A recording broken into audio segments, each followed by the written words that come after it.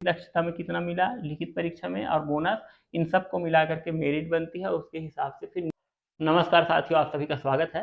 तो आज हम बात करेंगे वन रक्षक भर्ती परीक्षा को A to Z पूरी जानकारी आपको दी जाएगी। इतने फुल डिटेल से आपने शायद ही कोई वीडियो देखा होगा, तो उम्मीद है कि ये वीडियो आपको बहुत पसंद आने वाली है, क्योंकि शारीरिक योग्यता, चयन प्रक्रिया, शारीरिक दक्षता, लिखित परीक्षा से लेकर के नियुक्ति तक क्या और कैसे होगा उसकी पूरी जानकारी हम आपको देंगे।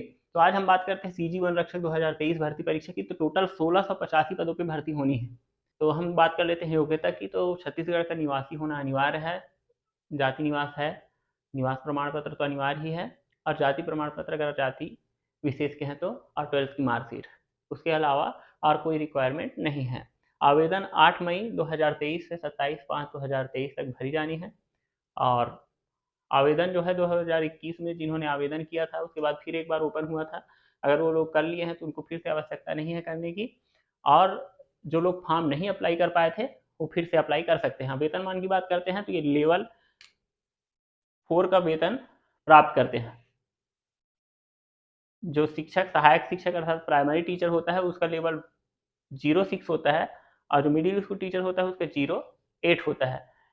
तो उसके हिसाब से इनका जो लेवल होता है वेतन का वो होता है 5200 से 20,200 के बीच। और ग्रेड वेतन होता है 1900, मूल वेतन उनका 19,500, और इनकी भी परीक्षा अवधि 3 वर्षों की होती है। अर्थात 19,500 में 70% पहले साल, दूसरे साल 80%, तीसरे साल 90% और चौथे साल पूरा वेतन मिलता है।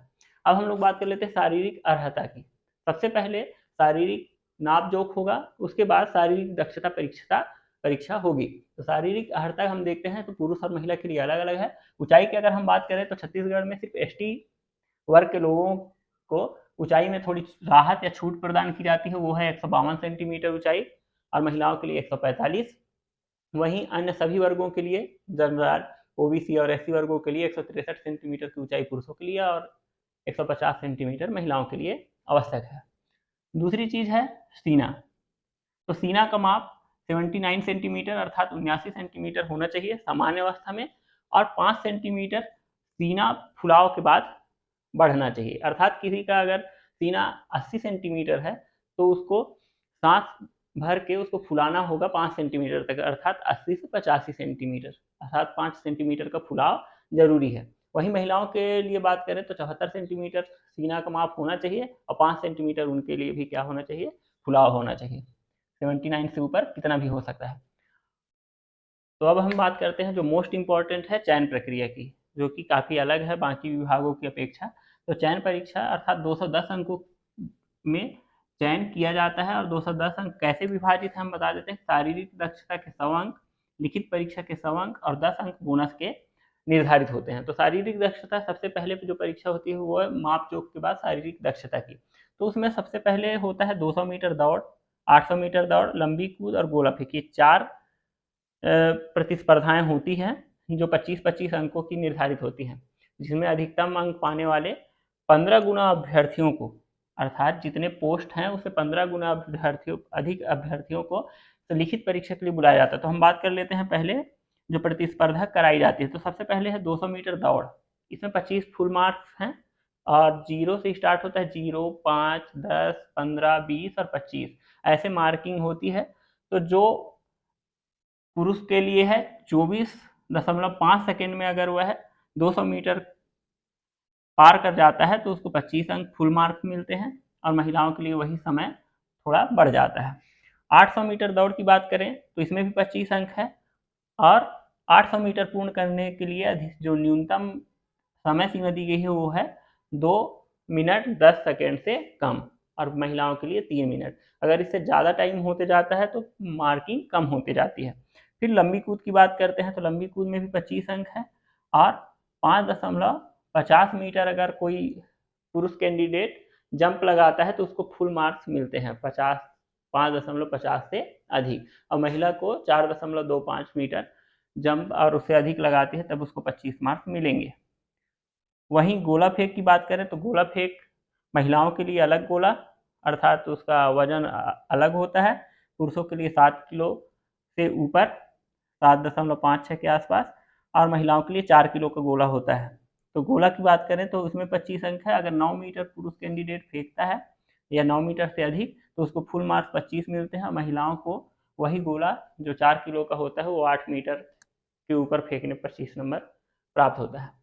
इसके आधार पर शारीरिक दक्षता में 60% लाना अनिवार्य होता है। अर्थात अगर सामान्य कैंडिडेट 60% से कम लाता है, जिसको रिजर्वेशन या आरक्षण प्राप्त नहीं है, तो वह डिस्क्वालीफाई हो जाएगा। और रिजर्व अर्थात आरक्षित वर्गों को 50% लाना अनिवार्य होता है। अर्थात 50% क्वालिफाइंग है और सामान्य वर्ग जिनको आरक्षण का लाभ नहीं प्राप्त होता उनको 60% से ऊपर शारीरिक दक्षता में लाना होता है। तो शारीरिक दक्षता में ऊपर से मेरिट बनता है और वह मेरिट बनता है पद के हिसाब से। तो पद से 15 गुना अगर समान अंक पाते हैं तो कितनी भी संख्या हो जाए, तो उतने लोगों को किसके लिए बुलाया जाता है, अगले परीक्षा अर्थात लिखित परीक्षा के लिए बुलाया जाता है। और ये भी कितने नंबरों का होता है, 100 अंकों का होता है। इसमें सामान्य ज्ञान, IQ परीक्षण और विश्लेषणात्मक क्षमता, इन तरीके के प्रश्न आते हैं और जो कि 100 अंकों के होते हैं। भाषा संबंधित प्रश्न भी होते हैं उस पर।